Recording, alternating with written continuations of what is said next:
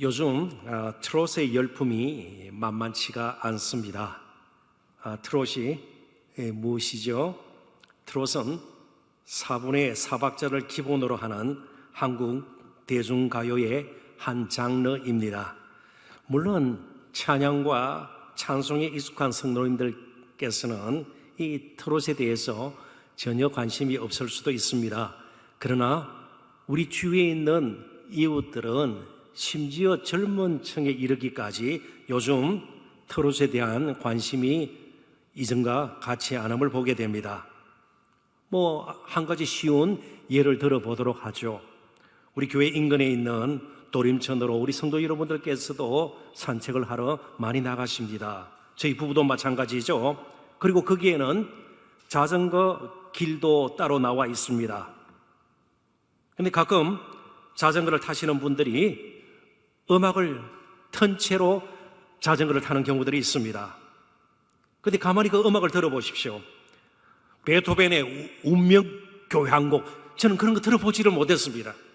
소위 뽕짝이라는 토론 노래들이 대부분이에요. 댓글을 걸지 말라 이런 것이죠. 아무튼 이 트롯은 우리 한국 분들에게 정서적으로도 굉장히 가까운 대중가요의 한 장르입니다. 그런데 이 트롯이란 말 자체는 말의 빠른 걸음에서 유래된 것입니다.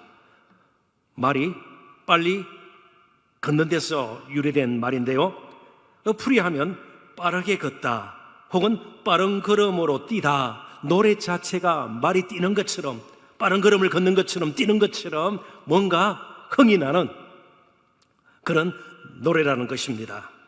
따라서 이 트롯은 빨리빨리로 대변되는 우리나라 사람들의 국민성과 너무나도 잘 어울리는 것이라 볼 수가 있습니다. 그렇다고 해서 빨리빨리가 항상 최상이다 이렇게 말할 수는 없을 것입니다. 어떨 때는 느림이 필요하기도 하고요, 심지어 멈춤도 우리에게는 필요합니다. 그러나 단 한 가지, 최소한 이것만큼은 빨리 해야 합니다. 그것이 무엇입니까?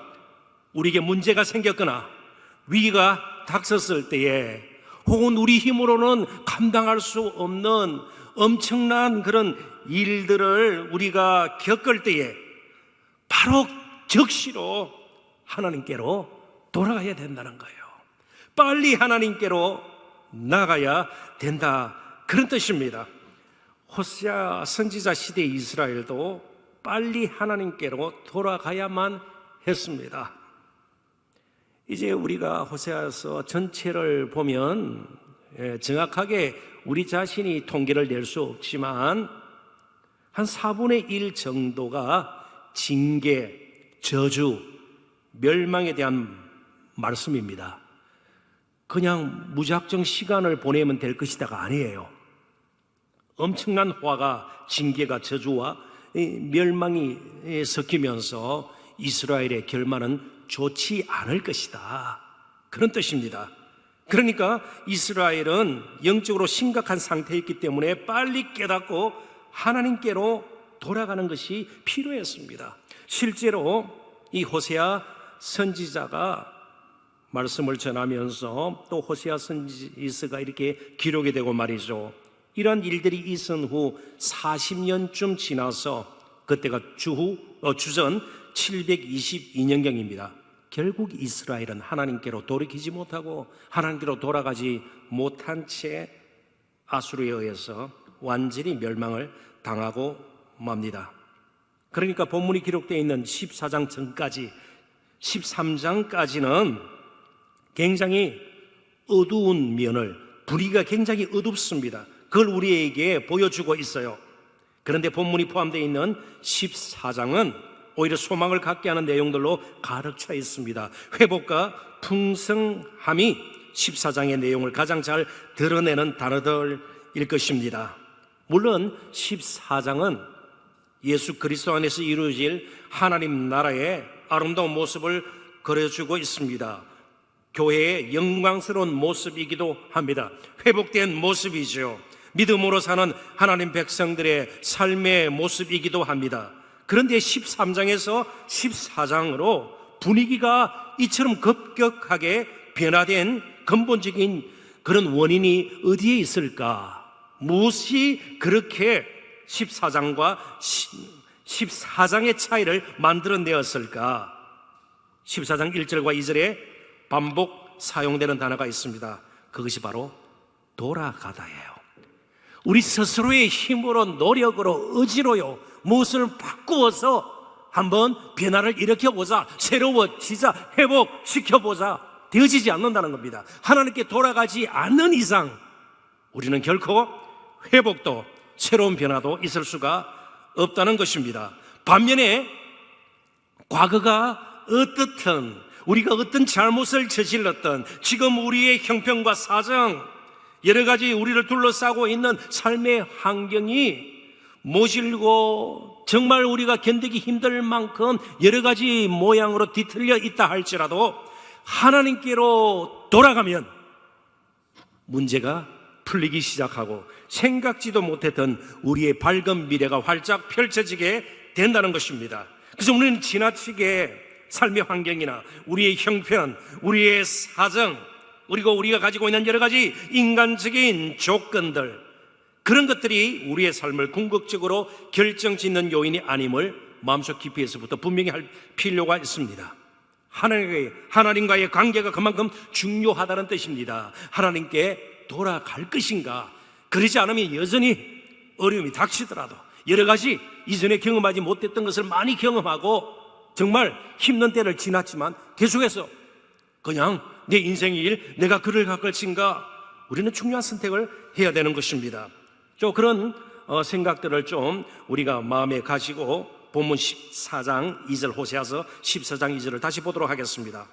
너는 말씀을 가지고 여호와께로 돌아와서 아뢰기를 모든 불의를 제거하시고 선한 발을 받으소서.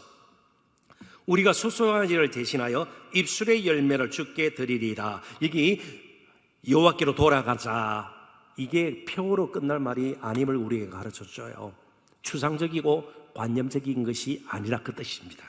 말씀을 가지고 여호와께로 돌아가야 되고요, 다른 재물이 아니라 입술의 열매를 주께 드리는, 입술의 열매를 가지고 하나님께로 돌아가자, 그런 뜻입니다. 자, 여기 말씀을 가지고, 이게 무슨 표현일까요? 우리가 말씀을 가지고 하나님께 설교를 할 것입니까?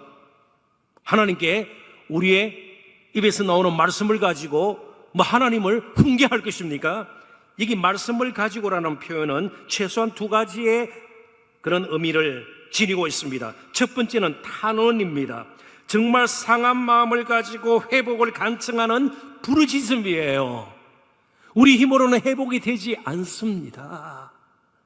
우리가 무엇을 바꾸려고 해도 바꿔지지가 않습니다. 그러나 하나님 하실 수 있으니 하나님 하시옵소서, 정말 마음속에서 우러나오는 그런 탄원. 그리고 두 번째가 서약입니다. 이제는 하나님만 섬기겠습니다. 분명한 마음의 결단을 가지고 나가는 것이죠. 하나님께로 돌아갈 때에 정말 상한 마음, 회복을 간청하는 그 마음과 또 하나님만 이제부터는 섬기고자 하는 분명한 마음의 결단, 이 두 가지가 우리에게는 필요합니다. 참된 회개의 고백을 가지고 하나님께 나가야 합니다. 하나님만 섬기고자 하는 뚜렷한 증거를 가지고 우리는 나아가야 합니다.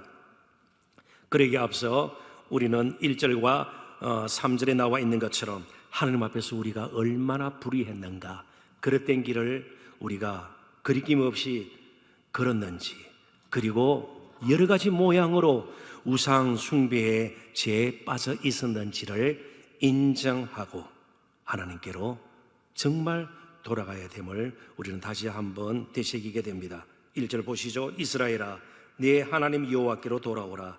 내가 불의함으로 말미암아 엎드려졌느니라. 왜 넘어졌는가? 잘 살펴보라는 것입니다. 불의함, 하나님의 의에 벗어난 것이에요. 하나님께서 기뻐하시고 원하시는 뜻에 불순종한 것입니다.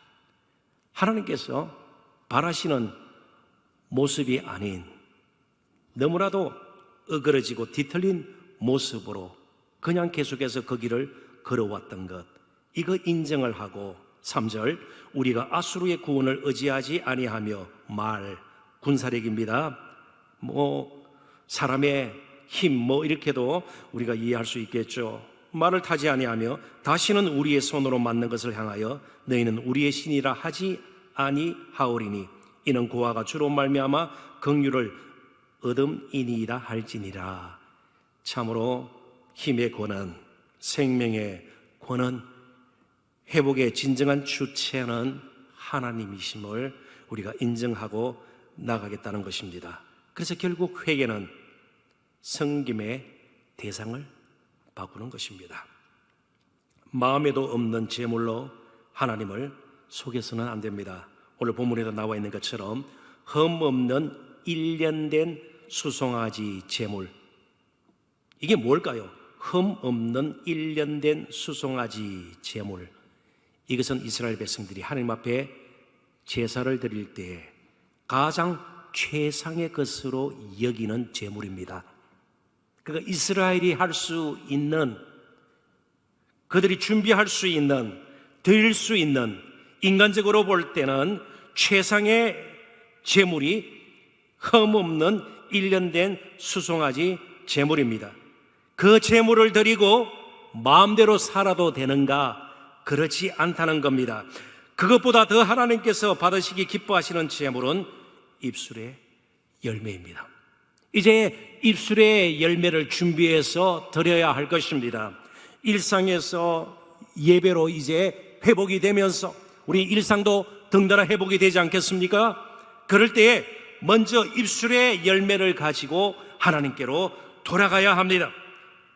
먼저 상하고 애통한 심령으로 하나님의 용서를 구하고 또 하나님께 사랑을 고백하는 그 입술의 열매예요. 더 나아가서 하나님을 정말 진정으로 사랑하고 높이고 정말 하나님의 주관자 되심을, 하나님의 왕 되심을, 하나님께서 우리 인생에 진정으로 다스리는 분이심을 고백하고 높이는 찬양과 경배, 이것이야말로 입술의 열매가 아니겠습니까?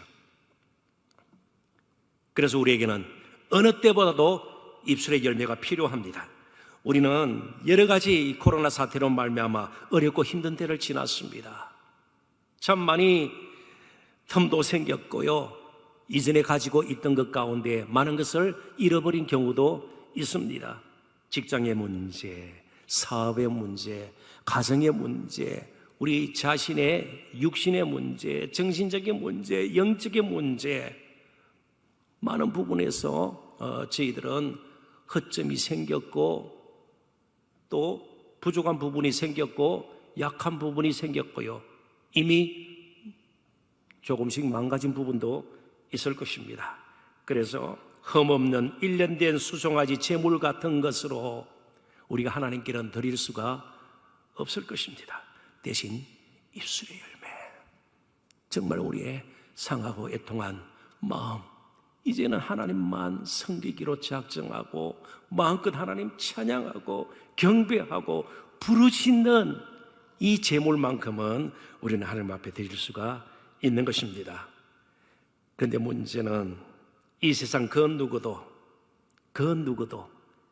스스로의 힘으로 다짐으로 이 입술의 열매를, 말씀을 가지고 여호와께로 돌아가는 진정한 회개의 시간들을 가질 수 없다는 데 있습니다. 어떤 선행과 의로도 우리는 하나님 앞에 입술의 열매를 드리는 그런 자격을 갖출 수가 없습니다. 우리 스스로 옷은 찢을 수 있지만 마음만큼은 우리 힘으로 찢을 수가 없습니다. 오직 예수님이 하나님께로 가는 길이 되시기 위해서 십자가에 못 박힘으로 그 십자가에서 우리는 하나님을 만나게 되었습니다. 손과 발에 박혔던 그 못의 능력, 복음의 사랑 아니겠습니까? 그 못이 우리의 마음을 찢어 우리는 회개에 이를 수 있게 되었습니다. 그래서 예수님은 오늘 이 시간 우리의 금요 성령 집회, 영상으로 드리는 이 성령 집회에서도 여전히 주님이십니다. 그분이 함께 하심으로 우리는 찬양하게 될 것입니다. 그분이 우리를 끝까지 붙들어 주심으로 우리는 부르짖게 될 것입니다. 그분이 우리의 마음을 붙들어 주시고 우리의 마음을 회개케 하심으로 우리는 하나님께 나가게 될 것입니다. 오늘 입술의 열매를 풍성히 하나님 앞에 함께 드릴 수 있는, 그리고 그렇게 우리의 참으로 형편을 아시고 그런 복을 허락하신 우리 예수님을 마음껏 높이고 다시 한번 자랑하고 사랑하는 저와 여러분 되시기를 주님의 이름으로 축원합니다. 이 시간 먼저 합심 기도를 드리면서 우리의 마음을 하나로 묶을까 합니다.